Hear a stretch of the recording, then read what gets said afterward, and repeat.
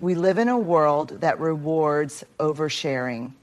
Post the vacation, announce the relationship, show the glow up. But let's be honest, sometimes the things we give away too freely are the very things that deserve protection. Because privacy isn't about secrecy, it's about boundaries.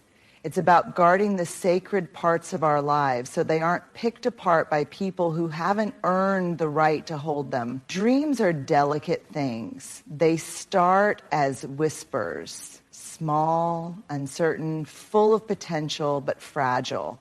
And when we share them too soon, we expose them to voices that might not understand, support, or respect them. Have you ever excitedly told someone about a goal you were working on, only to be met with skepticism, a doubtful glance, a careless remark, a half-hearted, "Oh, that sounds cool, but are you sure that's realistic?" And suddenly, that dream, so full of energy and excitement just moments ago, feels smaller, lighter, like it lost some of its spark. That's why we have to be careful with who we invite into our dreams. Because not everyone will see what we see. Not everyone will believe in what we're trying to build. And the truth is, they don't have to. Your dreams are yours for a reason. When we share our goals too soon, we also risk giving ourselves a false sense of accomplishment. Talking about it feels like progress. It tricks our brain into thinking we've already done the work. But dreams don't thrive on conversations. They thrive on action. There's something powerful about moving in silence, working in the background, letting your progress speak for itself. It removes the distractions, the external pressures, the need for validation. Instead of waiting for applause, you stay focused on the work. Of course, this doesn't mean you should keep everything to yourself. We all need support. But the key is discernment. Knowing who to share with and when. Some people deserve a front row seat to your journey, while others should only see the highlights once you've already made it. So in 2025, guard your goals. Let them grow in the dark. Protect them from doubt, from negativity, from the noise of the world. And when you finally reveal what you've been working on, let it be undeniable. Let your results speak louder than any words ever could. Money is one of the most sensitive topics in the world. It affects how we live, the opportunities we pursue, and the way we see ourselves. And yet, in the age of social media, people share their financial wins and struggles more openly than ever. But is that really a good thing? There's an old saying, money talks, but wealth whispers. The people who truly have financial security don't feel the need to constantly announce it. And those who struggle the most often feel pressure to keep up appearances. But here's the truth. Oversharing your financial situation, whether you're doing well or struggling, can invite unnecessary problems. Why you should keep your finances private judgment and unsolicited advice. The moment you share details about your money, people start forming opinions. If you're making a lot, some will assume you're bragging. If you're struggling, some will look down on you or offer advice you never asked for. And let's be real, not all advice is helpful. Everyone has an opinion on money, but not everyone understands how to manage it well. Envy and expectations. Money changes relationships. If people think you're doing well financially, suddenly they expect you to pick up the check, lend them money, or fund their dreams. If they think you're struggling, they might assume you're irresponsible, even if that's not the case. When people think they know your financial situation, they start treating you differently. Security risks. Let's not ignore the practical side of this. Sharing too much about your money online or even in casual conversations can make you a target. Whether it's scammers, hackers, or even people in your own circle with bad intentions. The more people know about your finances, the more vulnerable you become. Pressure and comparison. We live in a world where social media makes us feel like we have to constantly prove our success. Luxury vacations, designer brands, expensive cars. People post these things to showcase wealth, but what we don't see is the debt, the stress, or the reality behind the highlight reel.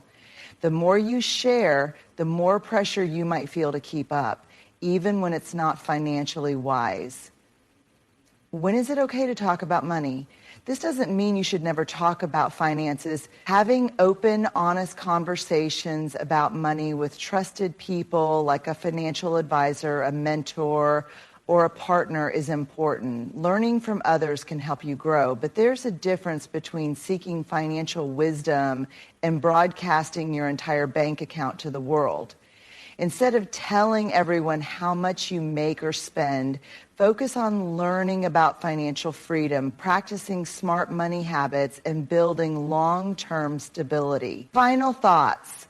Money should be a tool for freedom, not a tool for performance. You don't need to prove anything to anyone. Keep your finances private, move in silence, and let your financial stability, not your words, speak for itself. Because at the end of the day, real wealth isn't about how much you can show, it's about how much you can keep. Relationships, whether romantic, familial, or friendships, are some of the most meaningful and complicated parts of our lives. They bring us joy, connection, and growth, but they also come with struggles, misunderstandings, and conflicts. And in today's world, where people share everything online, it's tempting to vent about our relationship problems to anyone who will listen. But here's the hard truth. Not every problem needs an audience. Some things are best worked through in private, not performed for public consumption. Why you should keep relationship problems private. Not everyone wants the best for you. When you share details about your struggles with just anyone, whether it's a friend, a coworker, or even social media, you open the door for opinions and judgments that might not be in your best interest. Some people might genuinely care, but others might secretly enjoy seeing you struggle. And the harsh reality is not everyone wants your relationship to succeed. Emotions are temporary, but what you say can last forever. When we're upset, we say things in the heat of the moment, we exaggerate, we vent, and often we only tell our side of the story, the version that makes us look like the victim. But emotions pass, and once things cool down, we might regret what we've shared. Meanwhile, the people we told don't forget. They remember every detail, every complaint, every insult you said about your partner or friend. And even if you forgive and move on, they might not. Your relationship is between two people, not the whole world. A relationship is built on trust, communication, and respect. When you constantly involve outsiders, whether it's social media, family, or friends, you weaken the foundation of your relationship. Instead of solving problems together, you invite outside influences that can complicate things even more.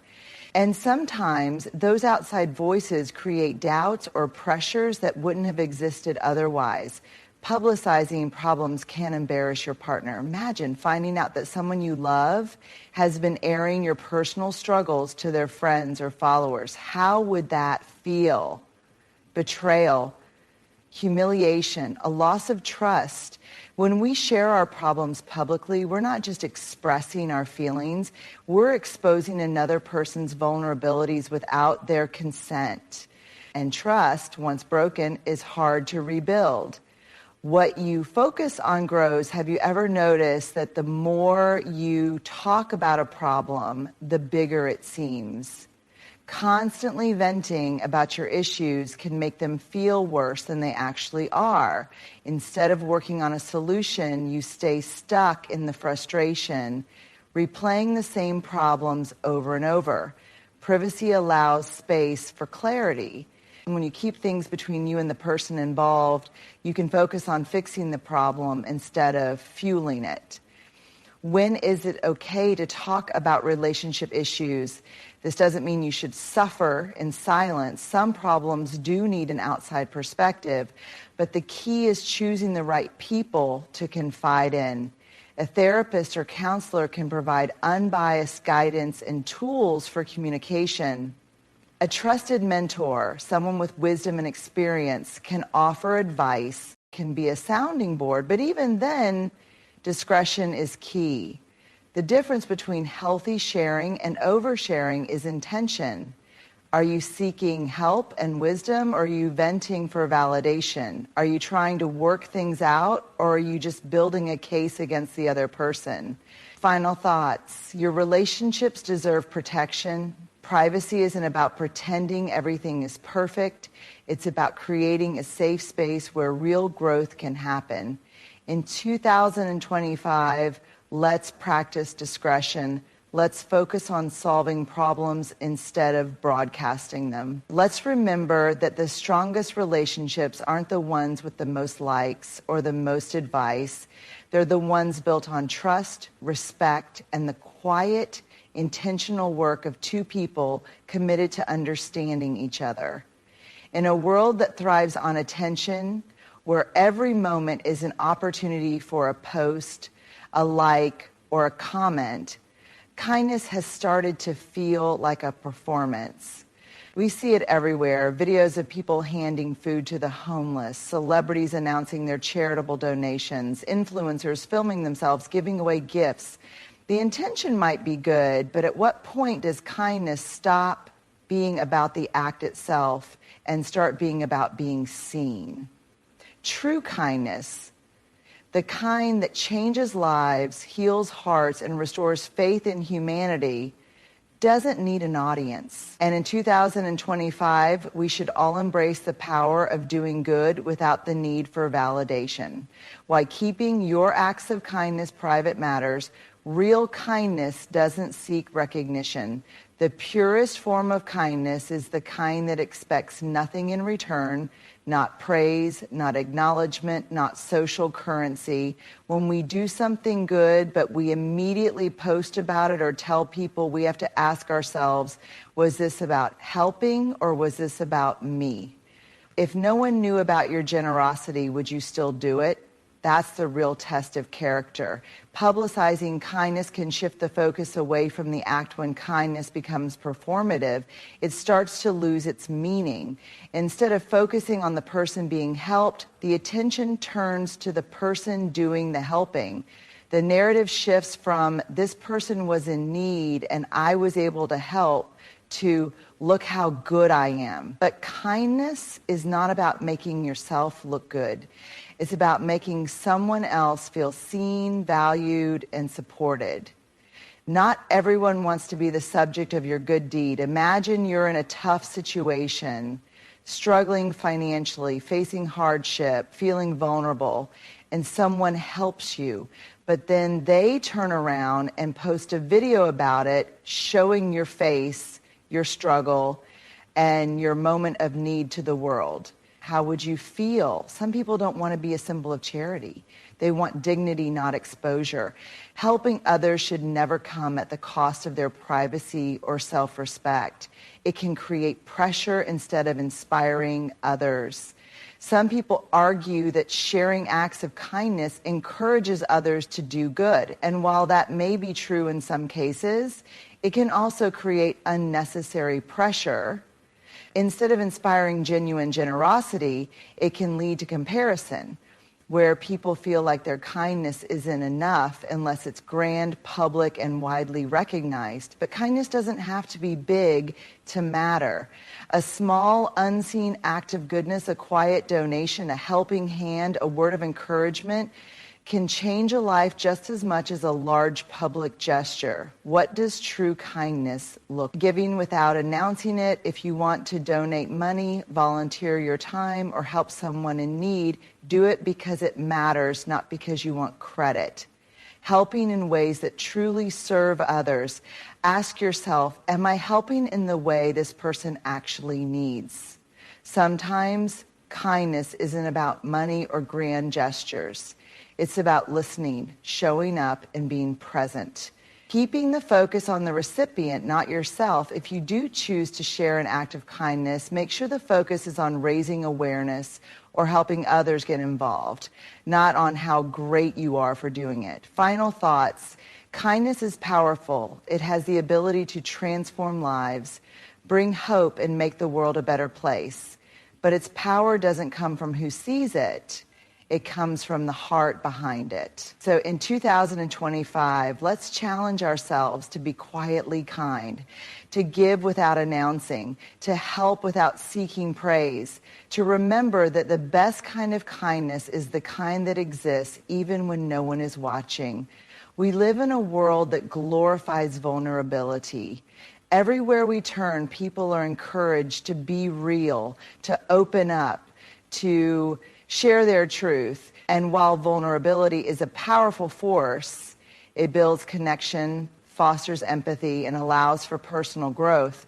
There's a difference between authentic vulnerability and reckless exposure. Your deepest fears and weaknesses are not for public consumption. Not everyone deserves access to the most fragile parts of you. In 2025, we need to be intentional about who we trust with our struggles, because not everyone who listens is listening to understand. Why you should keep your deepest fears and weaknesses private. 1, not everyone has good intentions. We like to believe that people are inherently kind, and many are, but the reality is not everyone will handle your vulnerability with care. Some will use your fears against you, some will judge you instead of supporting you, and some will pretend to care just to gather information they can later exploit. Think about it. Have you ever shared a struggle with someone only to later hear it repeated in another conversation? Have you ever confided in someone only to feel like they started treating you differently, less capable, less strong? The wrong audience can turn your openness into a weapon. This isn't about being paranoid. It's about being selective. Just because someone asks, "How are you?" doesn't mean you owe them your soul. 2, vulnerability requires trust, and trust is earned. There's a difference between being open and being wise about who you open up to. Vulnerability should be reciprocal, shared in safe spaces with people who have proven they can hold it without breaking it. If someone hasn't earned your trust, they don't deserve access to your deepest fears. Trust isn't automatic. It's built over time through consistency, understanding, and respect. Before sharing your weaknesses with someone, ask yourself, has this person been trustworthy in the past? Do they make me feel safe, or do they make me feel judged? Do they genuinely care, or are they just curious? A true friend, a mentor, a therapist. These are the people worthy of your vulnerabilities, not random acquaintances or internet strangers.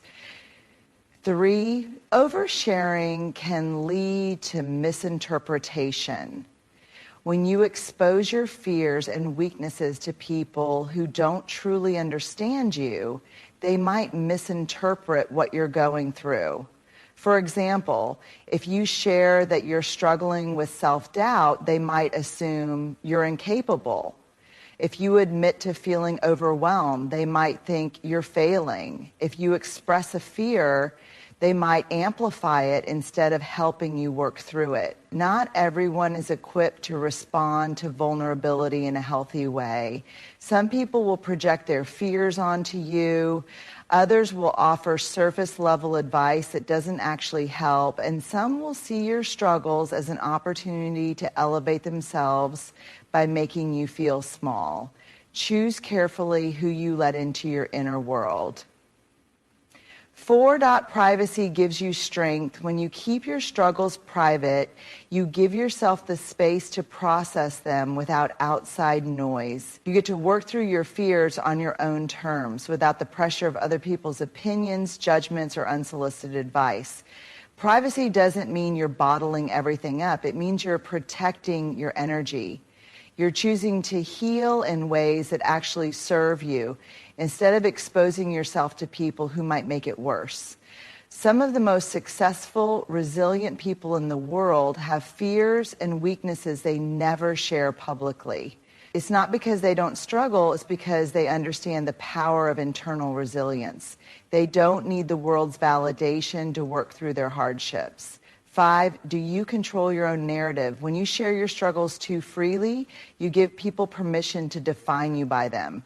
Suddenly, instead of being seen as a complex, multifaceted person, you become the person who's always anxious or the one who's struggling with imposter syndrome. But you are so much more than your fears and weaknesses. By keeping them private, you maintain control over your story. You decide how you're perceived. You decide when and how you share and with whom. You decide what parts of your journey are personal and what parts are meant for the world. When is it okay to share your fears and weaknesses?